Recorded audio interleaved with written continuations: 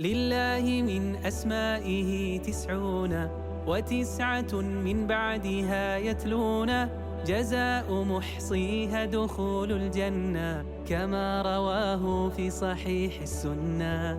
بسم الله والصلاة والسلام على رسول الله وعلى آله وصحبه ومن والاه. یەکێکی تر لە ناوە بەرز و پیرۆزەکانی خوای گەورە ناوی بەرزی ئەلمؤمینە. ئەلمؤمین بە دوو واتا دێتن. واتای یەکەمیان ئەو زاتەی کە دڵنیاییدایە، دڵنیاییدایتە هەموو بەندەکانی کە ستەمیان لێ ناکاتن. دڵنیاییدایە کەوا هیچ کەسێک بەبێ گوناح و تاوان سزا نادا. دڵنیاییدایە و زەمانەتیدایە کەوا هەر کەسە کار و کردەوەی چاک بکاتن بەقەدەر یەک مسقالە زەڕەش بیتن خوای گەورە پاداشتی دەداتەوە. ومن يعمل مثقال ذرة خيرا يره ومن يعمل مثقال ذرة شرا يره. کەواتە هیچی لای خوای گەورە بزر نابیتن، خوای گەورە هەمووی تۆمار کردیە و دڵنیای کردیە. المؤمن وەکو ابن عباس ڕەزای خوای لێبی دەفەرمی ئەمەنە الخەلق ئەن یەظلیمەهم، تەئمینیدایە زەمانەت و گرێنتیدایە کەوا ستەم لە هیچ کەسێکی ناکە بەقەدەر مسقال ذرة إن الله لا يظلم مثقال ذرة. خوای گەورە بەقەدەر مسقال ذرەیەک ستەم زوڵم لەوی ناوەشێتەوە وە لە هیچ کەسێکی نادا و تەئمینی هەموو کەسێکی کردیە. ومانای دووەمی ئەلمؤمین وەکو زانایان لێکی دەدەنەوە ئەلموصەدیق، بەڕازدانەر. ئەو خودایە ئەقوال و ئەفعالی بەندەکانی کەوا ڕاست بن بەڕاستیان دادەنێتن، بۆ باوەڕیان پێدەکا و تەصدیقیان دەکاتن. لە حەدیثی پێغەمبەر هاتیە صلی الله عليه وسلم کە هەر کاتێک بەندەیەک برێ لا إله إلا الله خوای گەورە جوابی دەداتەوە، دەرێ صەدەق عەبدی، بەندەکەم ڕاستی کرد، لا إله إلا أنا، هیچ پەروەردیگارێک نییە و هیچ خودایەک نییە کەوا شایستەی پەرستن نەبی ئیلا ئەمن نەبیتن. کەواتە خوای گەورە لە هەر قسەکی ڕاست ئەمە بەڕاست دادەنێتن، دەڵێت بەندەکەم ڕاستی کرد. و هەروەها خوای گەورە لە ئەفعالەکانیشمان بەڕازدانەرە و هەروەها وعدی خۆی جێبەجێ دەکا و دڵنیا دەکاتەوە. کاتێک کەومە کارێک کردەوەیەکی چاک بکەین خوای گەورە ئەو کار و کردەوە چاکە کە وەکو وعدیدایە پاڵپشتیمان دەکا، بەڵێنی خۆی دەینیتە جێ، لەبەرەوەی إن الله لا يخلف الميعاد.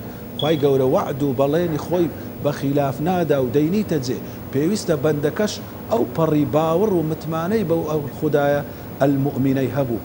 هەر وەکو کوو دایکی موسا کاتێکەوە موسای بوو زۆر لی ترسا لەوەی کەوا فیرعەون خراپەیەکی بەسەربینیتن، خوای گەورە وەحی لە بۆ نارد، خستیە دڵیەوە.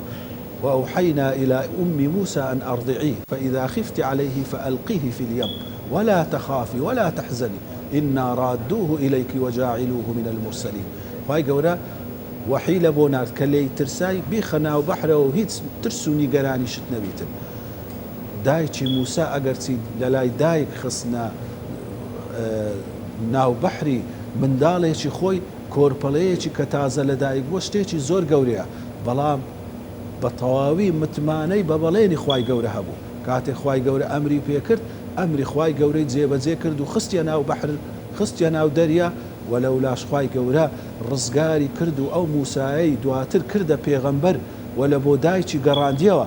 کەواتە وعد و بەڵێنی خوای گەورە هەر دێتە جێ، لەبەرەوەی خوای گەورە ئەلمؤمینە وعدی خۆی هەر جێبەجێ دەکاتن و هەر دەینیتە دی. هەر وەکو موساش عەلەیهی السەلام ئەو کاتێکەوە فیرعەون بەدوای دەکەویتن و لە ناوی بباتن لەگەڵ باوەڕداران دەڕواتن و هەڵدێتن، دەبینن کاتێک کە دەگاتە دەریا لە پێشی دەریایە، لە پشتیشی جەیشی فیرعەونە. قەومەکەی دەڵێ ئەی موسا إنا لمدركون، أو فرعون قيشتما قال كلا إن معي ربي سيهدين. أمن خواي قورم لقلو ريم بي بشان داداتن دەرچەکم لە بۆ دۆزیتەوە، لەبەرەوەی موسا عەلەیهی السەلام تەواو خوای گەورەی ناسی بوو کە خوای گەورە ئەلمؤمینە وعدی خۆی جێبەجێ دەکات و دەینیتە جێ و بەڕاست دەیگەڕێنیتن. وصلى الله على نبينا محمد وعلى آله وصحبه وسلم.